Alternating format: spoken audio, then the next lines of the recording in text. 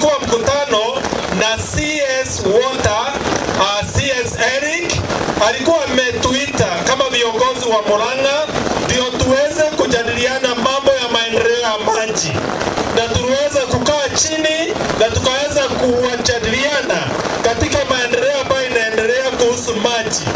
Na sisi kama kaunti ambayo inapeana maji katika Nairobi, tuko na jukumu sawa na serikali iko na jukumu ya ku make sure tumebenefit. Na kama Kangema saa hii tuko na program inaendelea na Earth Water ambaye chairman amesema hapa ya 100 million ya maji katika hapa area. Unaona kama around this area we have a project ambayo inatoa maji wa Njerere ikileta hapa. Pande ile tuko na project ya irrigation ya Kiwambogo. Huko chini tuko na project ya Kaihi ambayo inaendelea. Kwa hivyo leo tulikusema ya kwamba